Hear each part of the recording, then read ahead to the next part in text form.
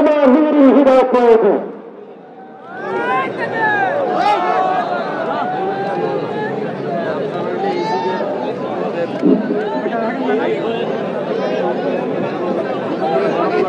السلام عليكم ورحمة الله. الحمد لله وكفى وسلام على عباده الذين اصطفى. أما بعد فأعوذ بالله من الشيطان الرجيم.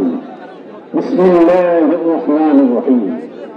هو الذي أرسل رسوله بالهدى ودين الحق ليظهره على الدين كله وكفى بالله شهيدا. آمنت بالله صدق الله مولانا العظيم.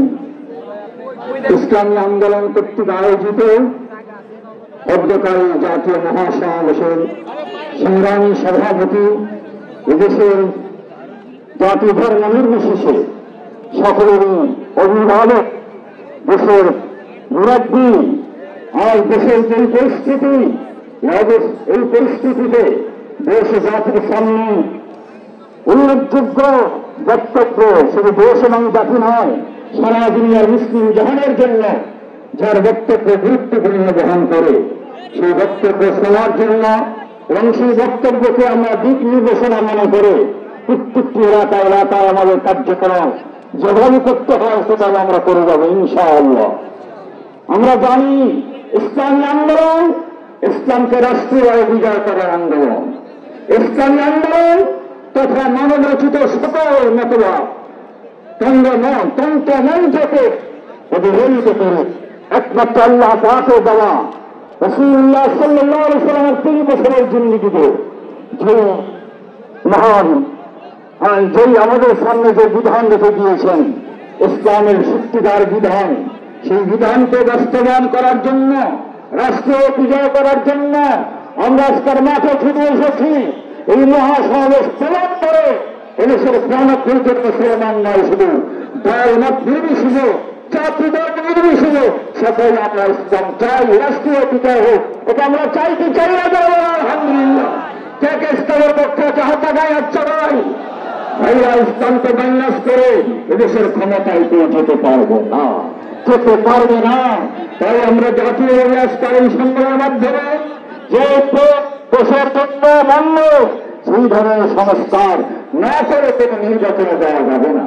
এবং অতীতে যারা এই দেশের মধ্যে অত্যাচার, নির্যাতন, আজকাল দলীয়করণ সহ যত অন্যায় অপরাধ করেছে তার সুষ্ঠু বিচার, এই বিচার ছাড়া এদেশে নির্বাচন হতে পারে না। এবং নির্বাচন মানেই মানুষকে ধোঁকা দেওয়া না, নির্বাচন মানেই রাতের দিনে নির্বাচন রাখে না। এভাবে নির্বাচন দ্বারা কোনদিন জনগণ তাদের রায় প্রতিফলিত করতে পারে না। অতএব নির্বাচন হবে, আর সেই নির্বাচনের পদ্ধতি ইসলামী আন্দোলন তুলে ধরেছে, বহু রাজনীতিদল ঐক্যবাদ পোষণ করেছে, সেটা হচ্ছে ক্রিয়ার পদ্ধতিতে। আমরা আনুপাতিক হার অনুযায়ী সংসদ সদস্য হবে, তাদের কথা, তাদের বক্তব্য দেশের সকল জনগণের পক্ষে তুলে হবে। কোন জনগণ ভোট দেবে আর তার প্রতিনিধি সংসদে পাবে না, এমন ভোট আমরা চাই না ইনশাআল্লাহ। অর্থাৎ ক্রিয়ার পদ্ধতিতে আমরা আছি ইনশাআল্লাহ। বুঝে নিন, বোঝার মতন বুঝে ঘরে ঘরে এলাকায় এলাকায় আমরা ক্রিয়ার পদ্ধতিকে নির্বাচনের জন্য মানুষকে বুঝাতে চাই। আমরা সেই আগের সেই সবকিছু ভুলে গিয়ে নূতন বাংলায় নূতন পদ্ধতি, আপনারা যেহেতু গণতন্ত্র স্বার্থে পারতেছেন না, এই পচা নীতি, মানুষের নীতি, এটারও সুন্দর একটা পদ্ধতি ইসলামী আন্দোলন শিখিয়েছে। যদি করতে চাও জনগণের সকল জনগণের প্রতিনিধি সংসদে থাকবে, এটাই আমরা চাই। আল্লাহ পাক যেন সহায়ক আমাদের সময় মাল জানের কোরবানি করার তৌফিক দান করেন। মুহতারামা আমিরের যেই নেতৃত্ব দিবেন মুহতারামা আমির, সেই নেতৃত্বের বার 100 আস্থা রেখে আগামী আমল চলার জন্য বদ্ধপরিকর, ঐক্যবদ্ধ। আল্লাহ আমাদের তৌফিক দান করেন।